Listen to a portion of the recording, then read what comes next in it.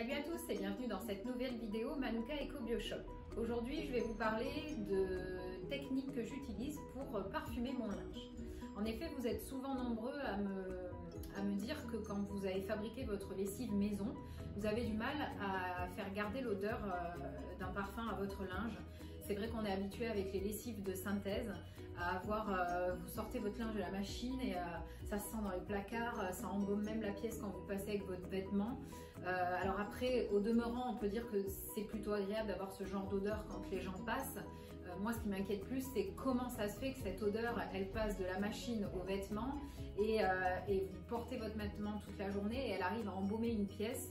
Voilà. Bon, après, c'est l'éternel débat entre la synthèse et le naturel, mais ici, je vais vous parler du naturel pour changer.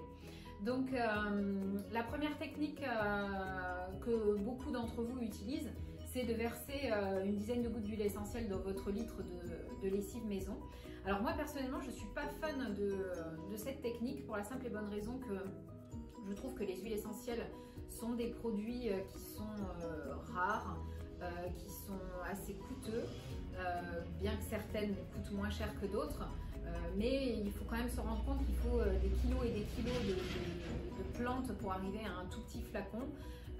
Donc voilà, je ne suis pas fan d'utiliser les huiles essentielles dans la lessive, d'autant qu'une fois que vous allez laver votre lessive suivant les températures auxquelles vous allez laver votre linge, l'odeur de l'huile essentielle va disparaître. Si vous passez au sèche-linge, c'est pareil, elle est quasiment inexistante. Donc je trouve que c'est beaucoup de frais et beaucoup de gaspillage de plantes pour au final un résultat très minime. Donc la première technique que je vous propose, c'est de fabriquer un assouplissant à base de vinaigre blanc et un assouplissant qui va être donc parfumé pour laisser une délicate odeur sur le linge. Donc ce que je fais, c'est que je garde des bouteilles en verre de jus de fruits que je réutilise après pour faire mes préparations maison. Donc toujours la même règle, hein, on marque bien sur la bouteille en verre ce qu'il y a dedans, on met une annotation avec attention danger si c'est un produit qui ne doit pas être ingéré, afin que les enfants fassent attention ou même une personne extérieure à votre maison n'aille pas avaler le produit que vous venez de fabriquer. Alors pour en revenir à votre adoucissant, moi j'aime bien faire macérer des plantes ou des pots d'agrumes dans le vinaigre blanc et après je m'en sers pour nettoyer la maison. Vous remplissez votre bouteille en verre de vinaigre blanc, vous mettez vos pétales de plantes, par exemple la dernière fois j'ai mis de la lavande, vous mettez, j'avais fait aussi avec de la menthe, on peut faire avec des pots de citron, pots d'orange, pots de mandarine, vous laissez macérer 15 jours. À l'issue des 15 jours, vous filtrez pour retirer les pots d'agrumes et les fleurs et ne vous retrouvez qu'avec le liquide macéré, le vinaigre. Vous allez déjà voir la bonne odeur qui va se libérer de votre vinaigre parfumé. Ensuite, ce qu'il faut savoir, c'est que pour la machine à laver le linge, on n'utilise pas le vinaigre blanc pur. Pourquoi? Parce que la plupart des tissus que nous utilisons aujourd'hui ont des élastiques ou sont avec des fibres élastiques, donc avec de l'élastane. Et en fait, le vinaigre blanc pur, il abîme tout ce qui est élastique. Donc si vous voulez préserver votre linge au maximum, il va falloir diluer pour faire votre adoucissant. C'est 1 tiers de vinaigre, de votre préparation de vinaigre macéré avec 2 tiers d'eau. Et pareil dans une bouteille en verre, 1 tiers de vinaigre pardon, et 2 tiers d'eau. Et vous obtenez ainsi un assouplissant. Donc ça va assouplir votre linge et ça va le parfumer par la même occasion puisque ça va laisser une délicate odeur de menthe ou de lavande, voilà, etc. Donc moi j'ai utilisé beaucoup cette technique. Alors après, vous avez aussi la technique de parfumer votre linge directement dans l'armoire, c'est-à-dire vous ne mettez aucun parfum pendant le lavage, mais par contre vous utilisez des parfums dans les armoires. Alors qu'est-ce qu'on peut utiliser comme parfum dans les armoires? Donc moi ce que j'aime bien, j'ai les petits sachets de thé en coton bio réutilisables, donc que j'utilise pour faire mes tisanes et mes thés.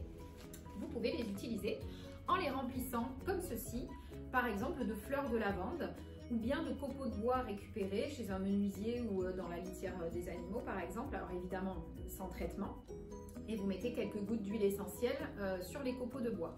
Vous déposez le petit sachet rempli de pétales de fleurs ou de copeaux de bois dans vos tiroirs et dans vos placards et ça va parfumer naturellement votre linge. Autre technique, je vous propose sur le site des pendentifs en argile. Ce sont des pendentifs qui sont fabriqués en France avec une cordelette naturelle pour être pendus. Ces pendentifs, ils sont faits pour être imbibés d'huile essentielle, encore une fois. Donc l'huile essentielle, du coup, elle va embaumer le placard. Donc toujours pareil, on fait bien attention. Il y a certaines huiles essentielles qui sont appropriées pour les odeurs et d'autres pas. Donc on se renseigne bien avant. On imbibe son petit médaillon avec de l'huile essentielle et une fois que c'est terminé, on va le placer dans les tiroirs ou le pendre dans les placards. On peut même le pendre dans la voiture et comme ça va parfumer le linge. Autre technique, le fameux bois de cèdre. Alors ici, il est présenté sous forme de tablette à suspendre, mais vous pouvez aussi le trouver sous forme de jeton ou de tablette à poser. Pareil, à mettre dans les placards ou à suspendre à la penderie. Il faut savoir que le bois de cèdre, c'est un bois donc, qui est naturellement parfumé. Et quand il ne sent plus beaucoup, soit vous pouvez le réhumidifier pour réactiver un peu le parfum, soit vous pouvez y déposer aussi de l'huile essentielle qui va être pompée par le bois. Voilà. Après, il y a aussi un autre produit que je n'ai plus malheureusement, mais que j'ai utilisé pendant longtemps, ce sont les boules de vétiver.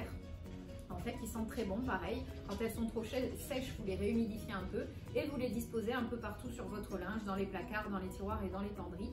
Et ça va apporter une douce note boisée qui est très agréable et qui va parfumer votre linge. Voilà. La dernière technique que je peux vous proposer pour parfumer le linge, c'est mettre quelques gouttes d'hydrolat dans votre eau de fer à repasser. Alors par exemple ici l'hydrolat de lavande, donc pareil vous le retrouverez sur le site, toujours avec des fournisseurs français.